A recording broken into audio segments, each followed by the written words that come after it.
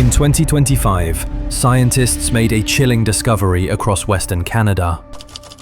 The nation's long silent volcanoes aren't extinct. Beneath forests and ice, something ancient is beginning to stir.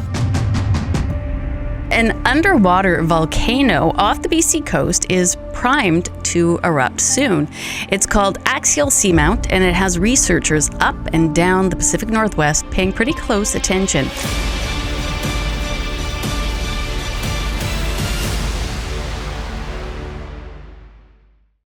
It's difficult to be afraid of something you've never seen, something that waits beneath landscapes of ice, forest, and soft mountain mist. Yet in 2025, across the wild reaches of Western Canada, a series of startling discoveries would rouse the kind of primal fear humanity thought it had left behind. Because, as scientists have now confirmed, the sleeping volcanoes of Canada, long ignored and staggeringly ancient, aren't extinct after all. They're stirring. From the ranges shadowing the Pacific to hidden fault lines winding invisibly underfoot, familiar terrain is taking on a new identity. Not just a sanctuary of silence, but as a stage for threats that are both very old and shockingly new. For generations, volcanoes seemed an issue for far-off, earthquake-shaken nations, a distant menace in Indonesia, Chile, or Japan. Canadian volcanoes, by contrast, stood quiet for thousands of years. Scientists mapped their broad slopes. Hikers wandered their dormant craters. Few listened for the subtle heartbeats deep below. But in early 2025, tremors rippled along supposedly inert faults, and an underwater expedition off the Pacific coast returned with evidence that challenged expectations.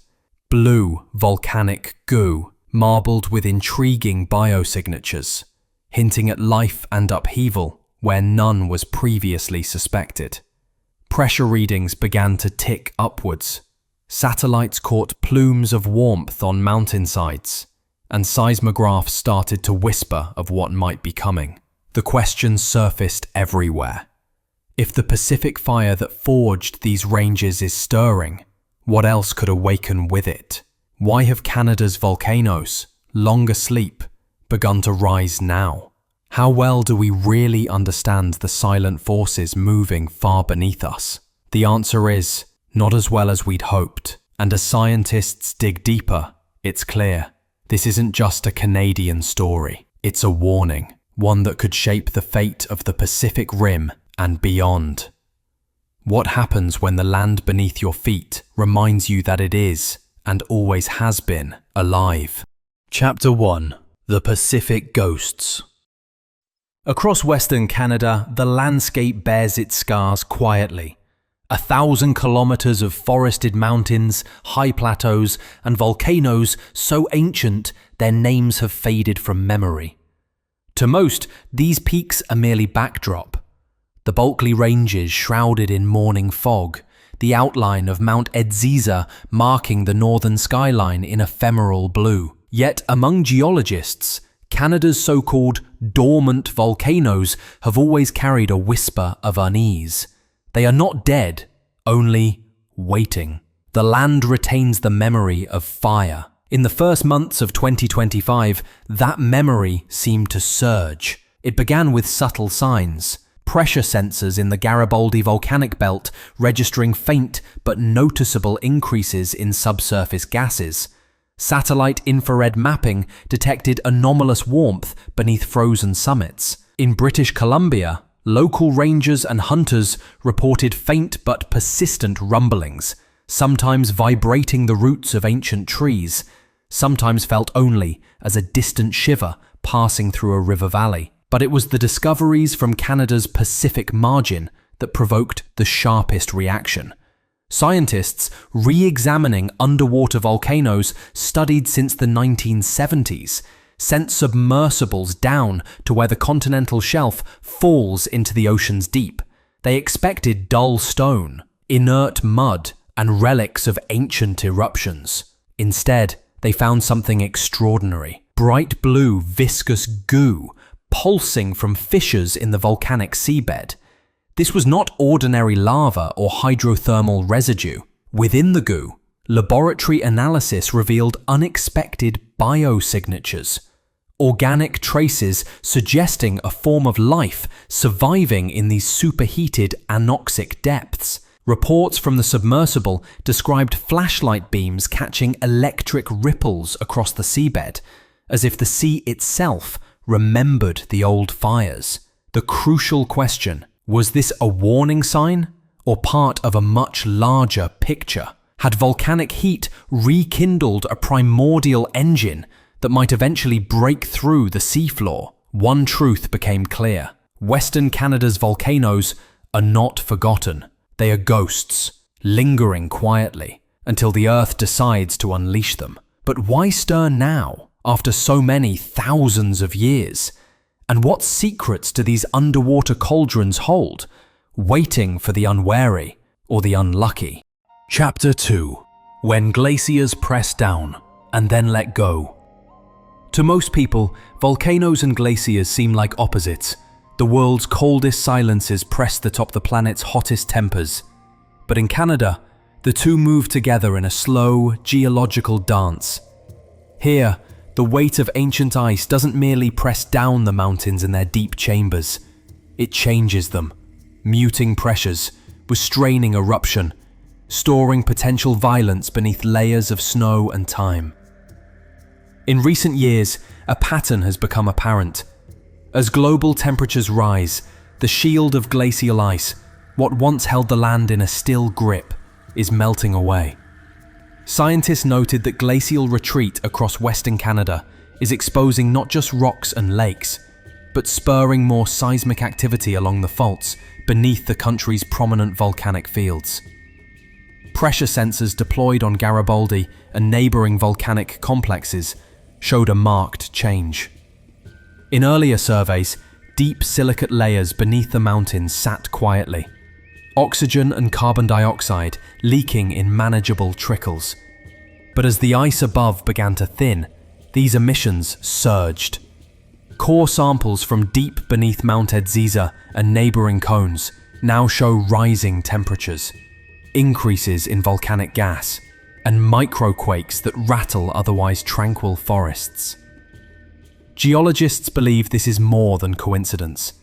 With the weight of glaciers lifting, superheated magma can push upward more freely, potentially increasing the likelihood of eruption.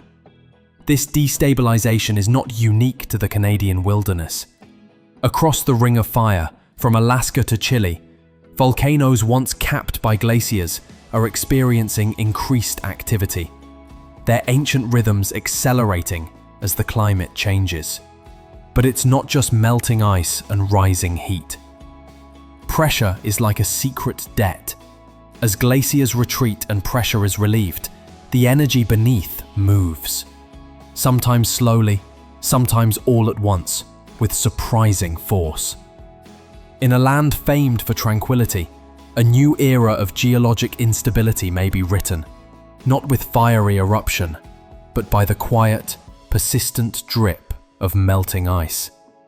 What happens when this ancient balance tips for good? And how does the landscape remember the last time everything changed in an instant? Chapter 3. The Awakening Fault. Any discussion of Canadian volcanoes inevitably drifts toward the Pacific edge. But in early 2025, one of the most surprising revelations emerged not from a snow-capped peak, but from the bones of the Earth. A fault line, previously assumed dormant, gave signs of renewed activity. Beneath layers of stone and centuries of assumption, the sleeping fault snaked along the boundary where Canadian land tilts toward the Pacific. For generations, it was catalogued as dormant, a geological relic from the epochs that forged the continent's features. Then, seismic arrays attuned to the faintest vibrations picked up the unmistakable echo of movement.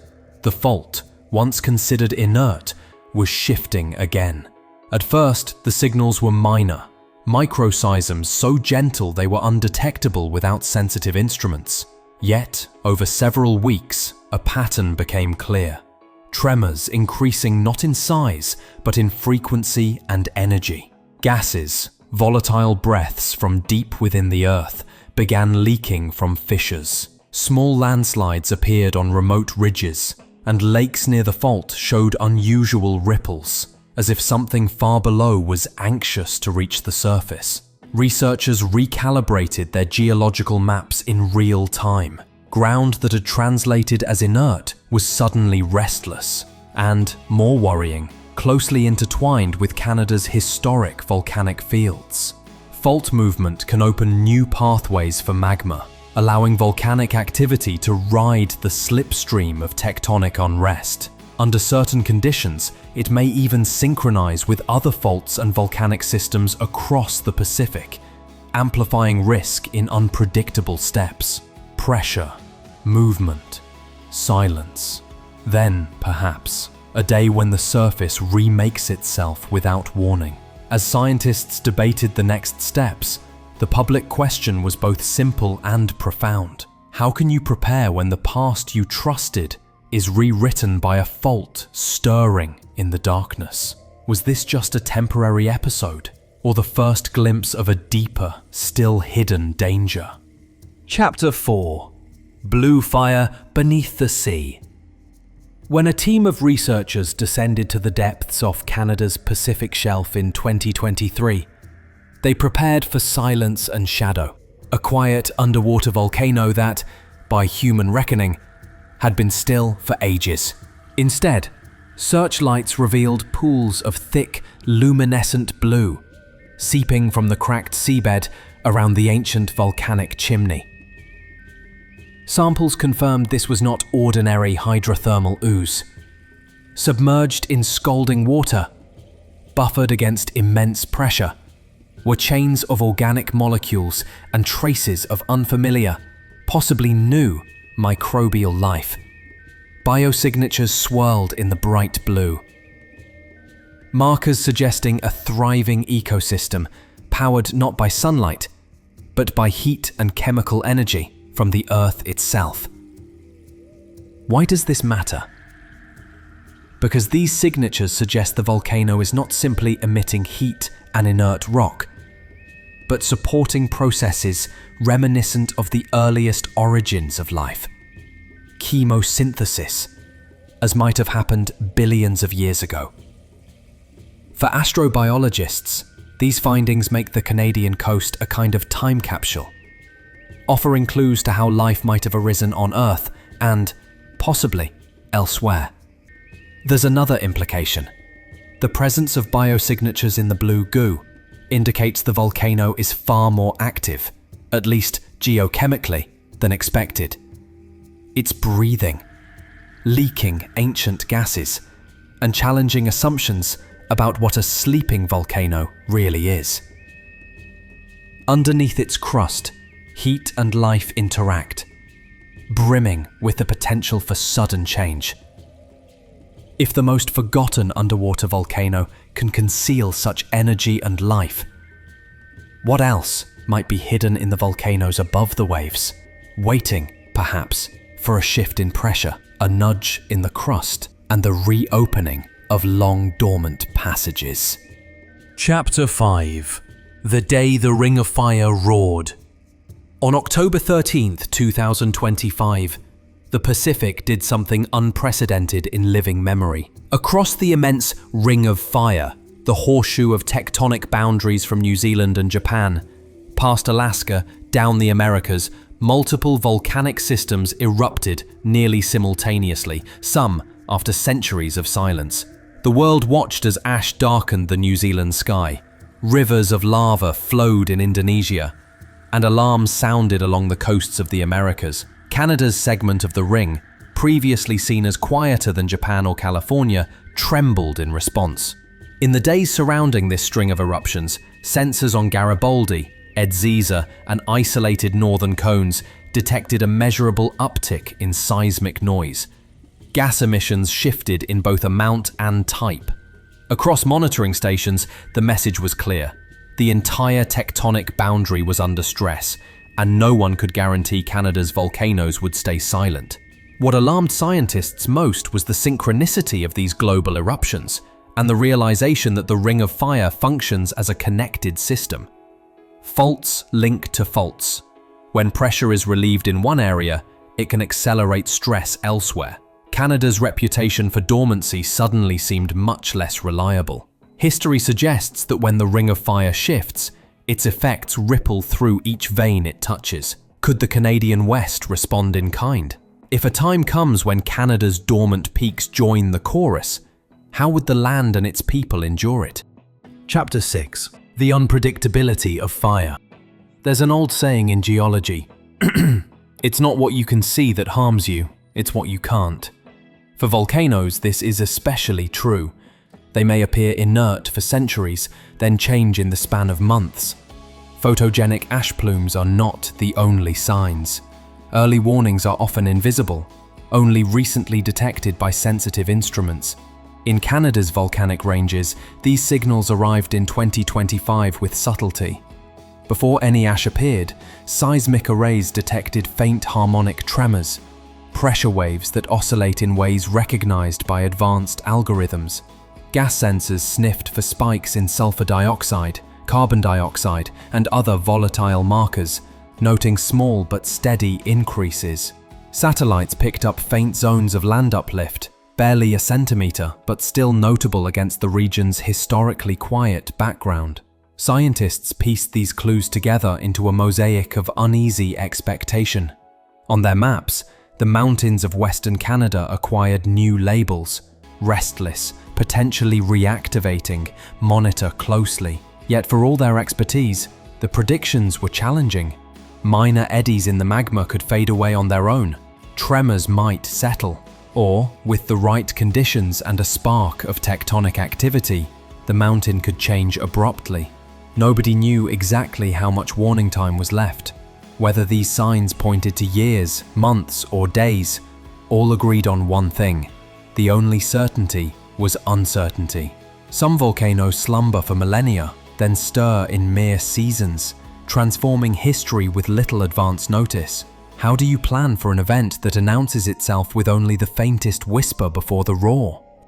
Chapter 7. The Scientist's Dilemma. To the untrained eye, volcanoes are unchanging mountains, ageless and steadfast. But to researchers on the front lines, poring over seismic data, calibrating sensors, and analyzing turbulent volcanic chemistry, they are anything but static. Every reading is a story, every anomaly a possible alarm. By mid-2025, Canadian research institutions were both awed and unsettled by what their instruments were tracking. What started as minor anomalies, rising temperatures, a trembling in the north, mysterious goo emerging from the sea floor, became a mosaic of evidence suggesting major change was possible. Their offices buzzed with debate. Data was shared with international colleagues, all mindful that volcanoes do not recognize political boundaries. Satellite imagery was tagged with alert codes. Teams deployed drones, seismic recorders, and gas spectrometers into remote wilderness, often trekking for days to reach the instruments. Despite their expertise, the scientists faced an uncomfortable truth. Their models, built through decades of work, were being challenged by unfolding events. Calm centuries meant little if change could be triggered so suddenly. Their reports grew full of conditional language, speaking less in certainties and more in probabilities. At public briefings, scientists explained what evidence allowed: that volcanoes once deemed inactive merit attention, that glacial melt is a new and difficult to measure risk factor, and that, if the right combination of forces align, a quiet volcanic peak could potentially erupt. Behind measured words, a deeper urgency spread. Science can reveal the workings of the Earth, but it cannot promise the land will wait to be fully understood before it moves again. Chapter 8. Signs in the Forest, Signs in the Sky. In a country as old as Canada, it's impossible to separate legend from warning. The land is filled with stories, from the oral histories of indigenous peoples to chronicles by explorers and early settlers of days when the ground shook, the sky darkened, or the rivers steamed with sudden heat. In the wake of fresh discoveries, new anecdotes joined this quiet folklore. In the forests below Mount Garibaldi, trees leaned at unusual angles as if shifted by trembling ground. Observers reported a peculiar metallic scent on days of increased pressure readings. Raptors wheeled low over ridgelines, seemingly agitated by subtle tremors. Hunters in the Yukon spoke of patches where midwinter snow melted away, exposing stone cracked by heat. Yet in towns and cities nestled among the valleys, daily life continued. Children played, skiers raced down ancient slopes, and few wondered if something was different this time. High above, satellites watched the mountains, tracking the gradual drifts of warmth and curling gases. They measured the land's shape, rivers, ridges, and the outlines of old volcanoes, marking each perturbation. It became clear. What happens within a single volcano affects the fate of the wider continent, and beyond. For every human story of volcanic slumber, the Earth responds. Nothing stays quiet forever. Chapter 9. Whispers of what comes next. As 2025 deepens, Canada stands poised between revelation and risk. For the first time in modern memory, the volcanoes dotting its western wilds are watched not just as scenic wonders, but as potential actors in Earth's ongoing drama. The conditions for dormancy, glacial pressure, steady faults, silent magma, are shifting, hinting at futures where fire and ice exchange roles once more. Still, the hard questions remain. How much more ice must vanish before the next eruption? If stress in the Pacific intensifies, will Canada's old volcanoes follow? Are the blue-lit ecosystems beneath the sea early warnings, or signs of something else waiting to emerge? Perhaps ultimately, it is the land that remembers. With the glaciers' silent movement, the faults' subtle slip, and the mountains' rise and fall, writing warnings in stone and invisible heat. For now, the Earth is mostly still. The forests are quiet and the rivers cold. But as scientists and satellites watch, a consensus grows. The balance is fragile, and the next chapter could be written at any moment. Canada's volcanoes are not merely relics of distant violence, nor just a scenic backdrop. They remain living elements in a world where fire never fully dies, where slumber means only a pause between chapters. The next signal could arrive as a whisper, or as a roar. The only certainty? The land is alive, and it is still waking up. If you want to keep learning about the secrets stirring beneath not only Canada, but the entire Pacific Rim, don't forget to keep following, because the next chapter may unfold before any of us are ready. The volcanoes wait for no one.